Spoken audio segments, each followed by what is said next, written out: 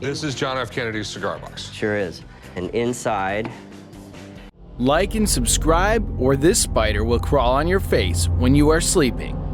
The Pawn Stars is a hit series on the History Channel about a world-famous gold and silver pawn shop in Las Vegas, where the pawn shop members meet new people who bring exciting items and artifacts to sell and to pawn.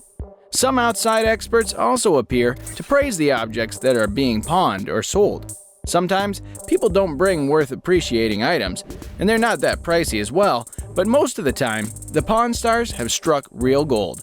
Their way of discovering the value of the items, or telling the people that their object is real or not, has made the viewers addicted to watching this show every week to see something rare and unique that was sitting in someone's attic for years. Over all these years, viewers have seen people bringing the most incredible items to sell or pawn.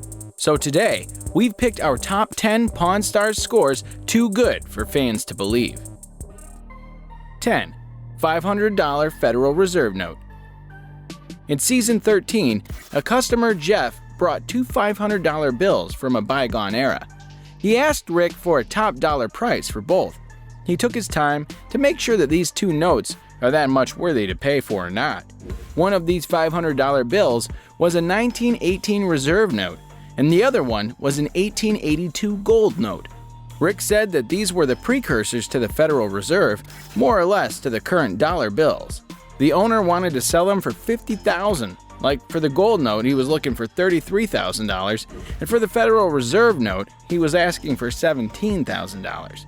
Peter Treglia, an expert, said that his favorite note among them is the 1918 Federal note because it was in better condition than the other one. Then Rick asked for a reasonable price from the customer, and after some haggling, the customer accepted Rick's offer of $35,000. 9. 15th Century Samurai Sword. The ancient swords and the weapons are the most significant items in the pawn shops, especially when they turn out as the rarest and unique. A seller walked into the pawn shop to trade a most beautiful samurai sword at an exceptional price. The seller got this sword from his client as collateral, and that client didn't come back to claim it. So he came to the pawn shop to sell it, without knowing how much it was worth. Corey offered him $800, but the seller said that he had seen swords going for thousands of dollars. After some haggling and negotiation, Corey bought that sword for $1,500, which was a steal, but the unprepared seller was happy to hear of it. After watching that episode, he must not be feeling that way anymore, because later on in the show, it was clear that the sword was valued at $5,000 to $6,000 in this condition. 8. 2001 Patriots Super Bowl ring.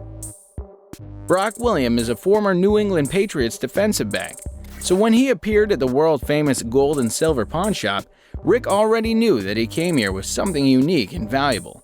Well, when it comes to football, we all know that there's nothing more special than a Super Bowl winner's ring. The player forcibly retired early because of the injuries, so he decided to pawn his 2001 Patriots Super Bowl ring for like $2,600. Well, he never came back to get it, so it's now for sale, and its price rocketed up to $100,000. 7. Book of Mormon. A seller, Adam, brought a 5th edition of the Book of Mormon, printed in the Joseph Smith era in 1841. Rick was interested in dealing, but before that, he wanted to call an expert to check it out. Rebecca Romney, an expert of rare books, said that the book value was directly related to the history of the Mormon Church's troubled beginnings. She even said that the book was one of the most valuable books that customers ever brought to the shop. She estimated the value of the book at least $40,000, but Rick bought the book for $24,000 after some haggling. 6. Order of the White Eagle Medallion. In garage sales, people find unique, rare, and valuable items. Something like this happened with one of the luckiest Pawn Stars customers when he purchased a pretty piece of metal for like 75 cents from a random garage sale. He brought that to the pawn shop store, and Rick, despite knowing nothing about it, still thought that this pretty piece of silver must be valuable. He dropped $6 for that silver piece before bringing one of the experts to appraise the item and tell something about it precisely. Expert Craig Gottlieb told Rick that it was an Order of the White Eagle medallion that belongs to the era of the Tsar's occupation of Poland, and its cost is much more than he paid to the seller and its value must be up to $30,000. It was a win-win for Rick, and it must be another pawning incident. 5. 8 Escudos coin. Most people inherit family heritage and land businesses. Even some have some sort of collection of paintings or baseball cards. But one of the customers came with a rare item that was a rare Spanish gold peso, which was minted in Peru. In 1715, a Spanish fleet left Cuba on a trip to Spain, carrying millions of pesos worth of gold and silver. On their way, they were hit by a hurricane and sank to the bottom of the ocean off the coast of Florida. Luckily, seller Jody was one of the few ones who inherited one exceptional Spanish gold coin from this buried treasure. When he came to the shop, he expected to earn $2,000 for it. But experts said that the worth of this coin is $18,000 because it is an 8 Escudos coin minted in Peru. Jody, who was there to earn $2,000, went home pleased by getting $11,000 instead. 4. Isaac Newton's book on alchemy. A seller, Bob, brought a 450-year-old book on alchemy in the pawn shop, and he knew that he had walked in with something special. Isaac Newton is one of science's integral godfathers and influential figures in the history of the world. He is famous for many extraordinary things, but mainly for his discovery of gravity. So therefore, anything that he ever had or touched is practically priceless. We all know that the rest of Newton's collection is destroyed or archived, and this book is a crackpot book related to alchemy, but it's from Newton's library. Its owner thought that this book would be worth quite a bit. The rare book experts told the owner that this book is worth $20,000. Amazingly, Bob accepts the low offer of $7,000. 3. Spider brooch. When a seller came to the shop to sell an impressive piece of jewelry given to her by one of her relatives, she wasn't aware of what she brought to sell. And this episode is considered one of the most surprising episodes in the history of the show. When the seller showed the Pawn Star the spider brooch, Rick became nervous and excited and even wanted to scream out loud in joy after examining it because he got to know that he was holding something so valuable. But the owner didn't have a single clue about this item's value, as she shared that she came here to sell this because she only wanted to have a couple of dollars in return. But Rick decided to give her $15,000. And he could have a chance to fool her, but he wanted to be honest after knowing that the price of this jewelry piece is $80,000. So he made a great deal by purchasing it for $15,000. 2. Edward Curtis's Photographers.